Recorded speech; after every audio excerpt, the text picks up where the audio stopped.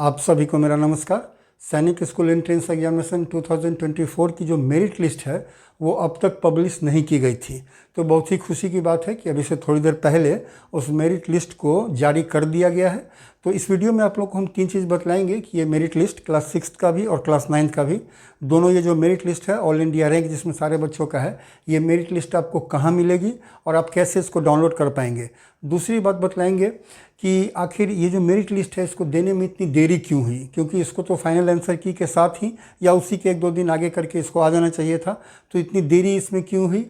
और तीसरी बात बतलाएंगे कि फर्स्ट राउंड का रिजल्ट जो आया था तो उसमें रेड कलर से एक लाइन लिखा हुआ था कि ये जो रिज़ल्ट है ये बॉम्बे हाई कोर्ट के एक डिसीजन पर डिपेंड करेगा। तो उसका डिसीजन का क्या हुआ और उससे क्या असर पड़ेगा रिजल्ट पर, पड़ेगा भी कि नहीं पड़ेगा, ये हम तीसरी बात में आप लोगों को बतलाएंगे। सबसे पहले यदि बात करें कि ये ऑल इंडिया मेरिट लिस्ट जो है ये मिलेगा कहाँ, तो जो ई काउंसलिंग वाली वेबसाइट है उस वेबसाइट पर इसको अपलोड नहीं किया गया है।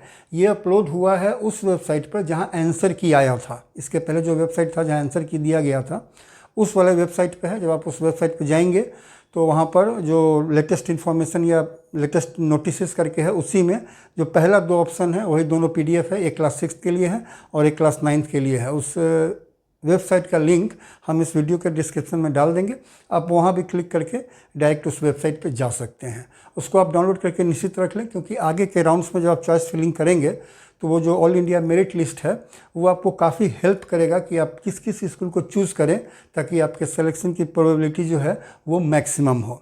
अब आगे आते हैं कि आखिर इतनी देर क्यों हुई। तो हुआ कुछ यूँ था, बहुत से आप लोगों में से बहुत से लोग इसको जानते भी होंगे कि जब फाइनल आंसर की आया था तो महाराष्ट्र रीजन के कुछ बच्चे उस आंसर की से सेटिस्फाइड नहीं थे। उनको लगा कि कहीं कुछ कमी इसमें रह गई है, तो उन्होंने बॉम्बे हाई कोर्ट में एक रेट पिटीशन डाल दिया था कि इसको फिर से एक पैनल बनाकर इस रिज़ल्ट को फिर से चेक किया जाए और तब तक के लिए ये जो प्रोसेस है रिज़ल्ट देने का इस रिज़ल्ट को भी रोक दिया जाए या आगे का कोई काम ना हो, ऐसा उन्होंने पिटीशन में लिखा था।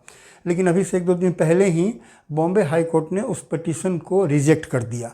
अब प्रॉब्लम ये थी कि जब तक ये प्रोसेस चल रहा था, जब तक जजमेंट नहीं आया था, यदि NTA मेरिट लिस्ट इशू कर देता ऑल इंडिया मेरिट लिस्ट, और यदि कहीं जो डिसीजन होता बॉम्बे हाई कोर्ट का वो NTA के फेवर में नहीं आता, तो पूरी संभावना थी कि कुछ बच्चों के मार्क्स चेंज होते। और जब एक तो कुछ भी बच्चों के मार्क्स चेंज होते हैं तो जो मेरिट लिस्ट होती है ना उसमें सारे बच्चों के या कम से कम जिन बच्चों के मार्क्स चेंज हुए हैं उनके नीचे जितने भी बच्चे होंगे सबों की रैंकिंग जो है सो चेंज हो जाती है। तो वो होता कि फिर से सारा काम दोबारा करना पड़ता। तो NTA ने क्या सोचा कि जब तक डिसीजन नहीं आता है हम मेरिट लिस्ट इशू ही नहीं करते हैं, तो इसी वजह से मेरिट लिस्ट को रोका गया था।